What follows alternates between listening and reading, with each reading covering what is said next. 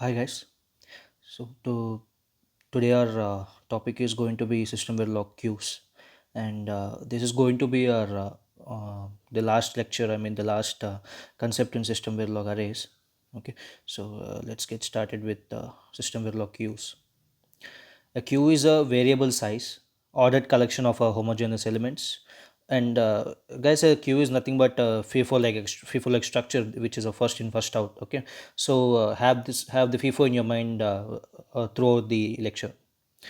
A queue supports constant time access to all its elements as well as constant time insertion and removal at the beginning or the end of the queue using some queue methods we'll be discussing later on in the lecture. And each element in the queue is identified by a ordinal number that represents its position within the queue, with 0 representing the first and the dollar representing the last. A queue is analogous to a one-dimensional unpacked array that grows in strings automatically. Thus, like arrays, queues can be manipulated using the indexing concatenation and slicing operator syntax and equality operators. So all these which we have been discussing in the previous lectures of the dynamic and associative arrays, and those have been also applicable to the queues as well. So queues are declared using the same syntax as unpacked arrays, but specifying dollar as the array size. Okay, so during the instantiation, I mean the during we declare the queue, we use dollar as index for that. The maximum size of a queue can be limited by specifying its optional right bound, which is called as last index. So this is the example of declaring a queue. We have a byte q1 of dollar, where a queue of bytes, and the another example of string names.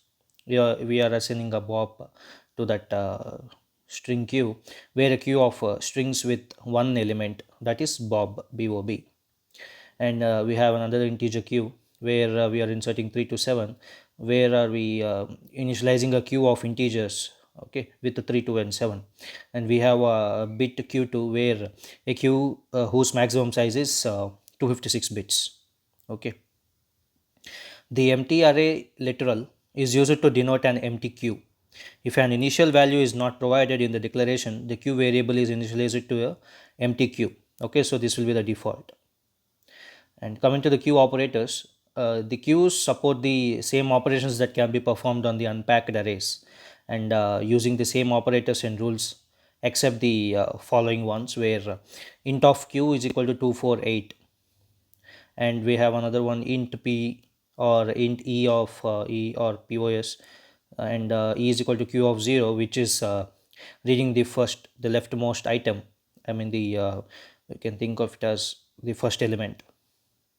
Okay, and is equal to q of dollar, where reading the last or the rightmost item, and q of 0 equal to e, we are assigning the e to q of 0, where writing the first item, and b is equal to q, where are we doing the read and write entire q, or it can be a copy as well. And we are assigning q comma 6 to q, where we are inserting q at the end, which is like appending.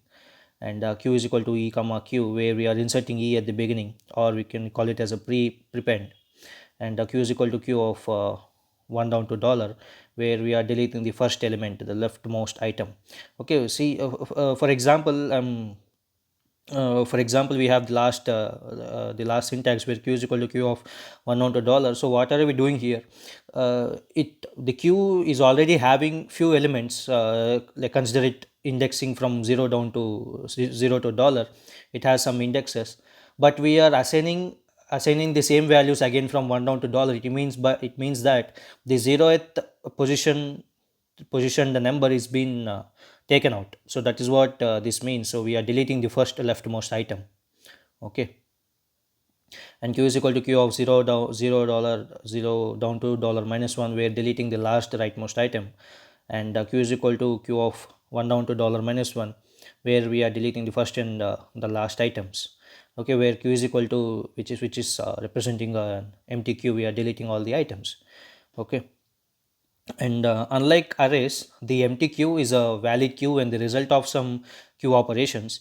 An invalid index value which is like some four state expressions like x or z, shall cause a read operation to return the default initial value for the type of a queue item. Okay, so when there is a invalid value, we are going to read out the default value.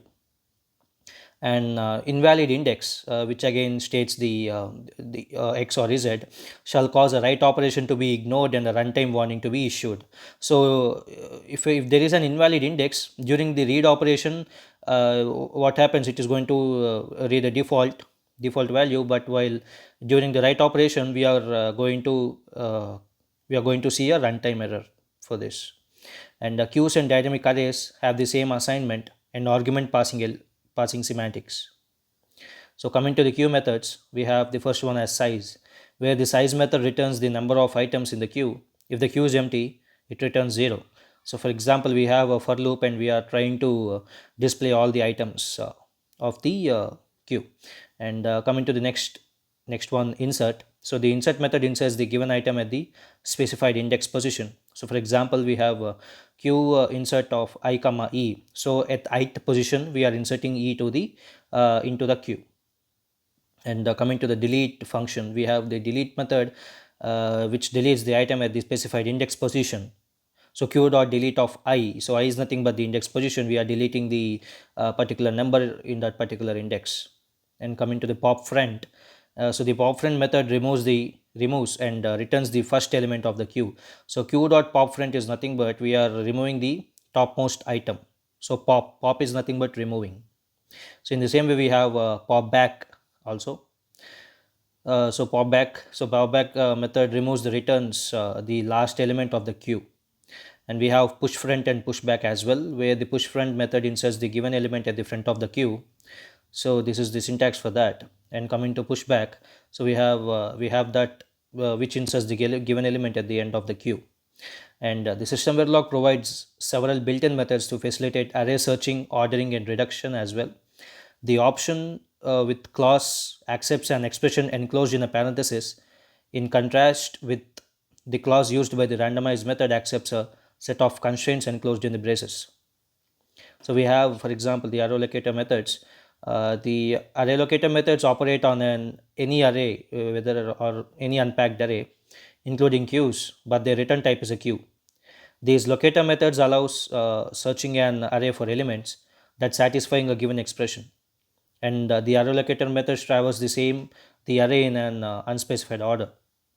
So this is the syntax for the for example of the array locator method.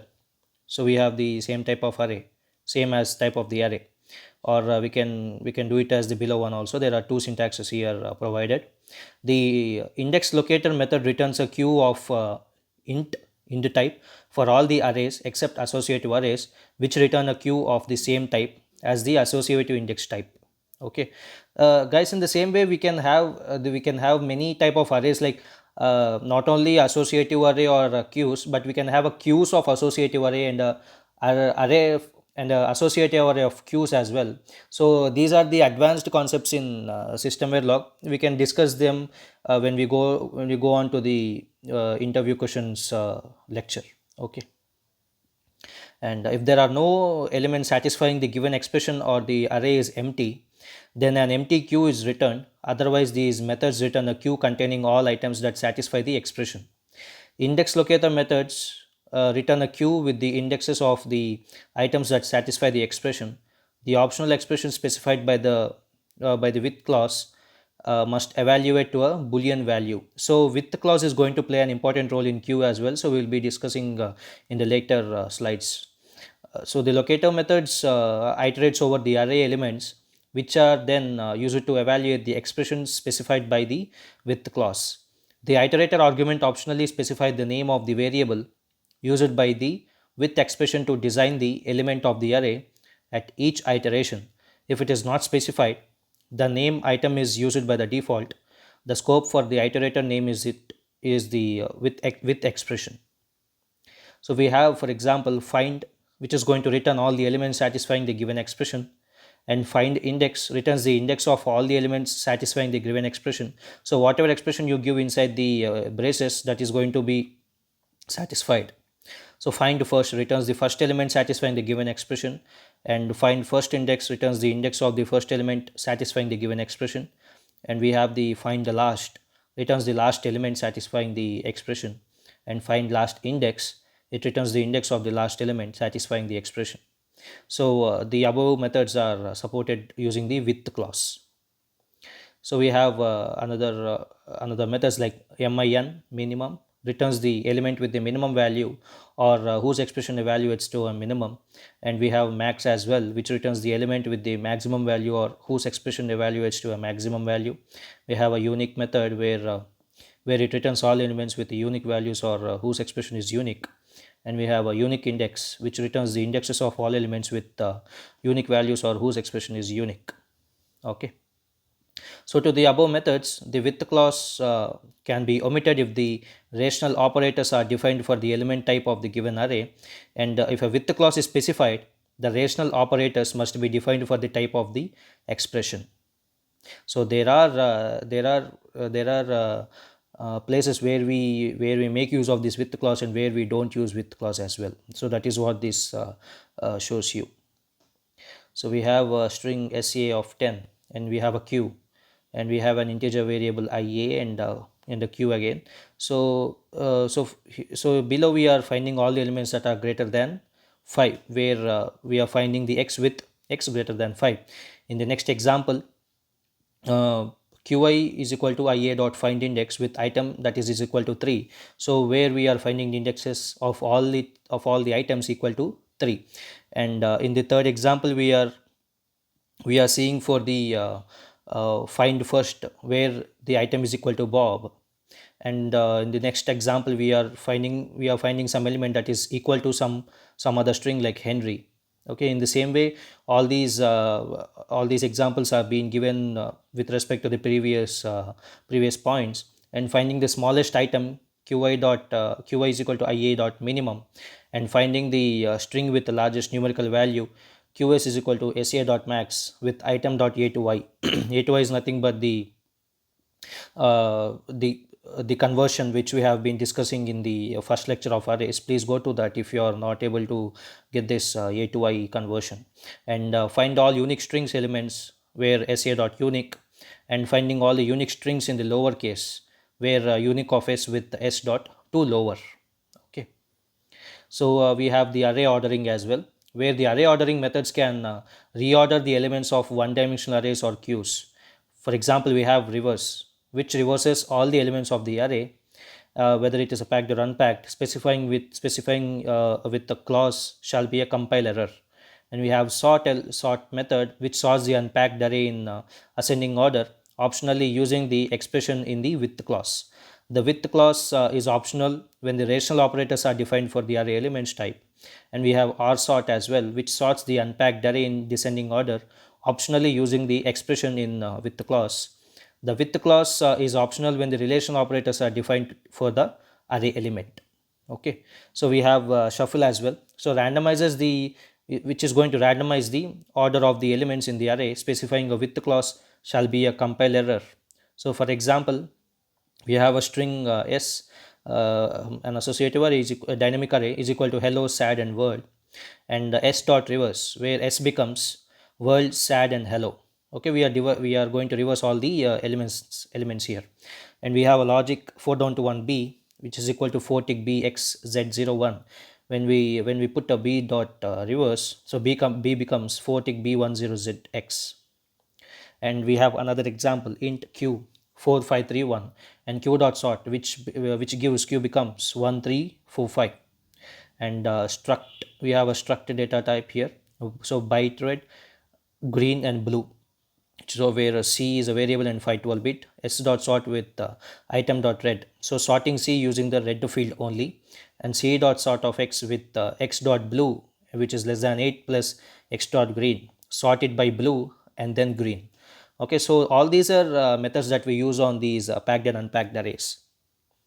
And coming to array reduction methods, the array reduction methods can be applied to any unpacked array to reduce the array to a single value. The expression with the optional with clause can be used to specify the item to use in the reduction. So for example, we have the syntax below. The method returns a single value of the same type as the return element type, or if it is specified, the type of the expression in the with clause. The with clause can be omitted if the corresponding arithmetic or Boolean reduction operation is defined for the array element type. If with clause is specified, the corresponding arithmetic or Boolean reduction operation must be defined for the type of the expression. And we have the methods here, which is sum, which is going to return the sum of all the elements of the array, or if with clause is specified, then returns the sum of the values yielded by the evaluation of the expression for each array element. And coming to product, which returns the product of all the array elements, or if a with clause is specified, and it is going to return the product of values yielding by evaluating the expression for each array element. And we have a AND method, which is going to return the bitwise ANDing of all the array elements, or if a with clause is specified, it acts it again repeats, like it returns the bitwise AND of the values yielded by evaluating the expression of each array element. And we are having the OR as well, which is going to return the bitwise OR of all the array elements. Okay, so for example, we have the sum and you have a with clause along with that. So with, if whatever expression you give inside the with clause, that is going to be repeated for all the elements in the array.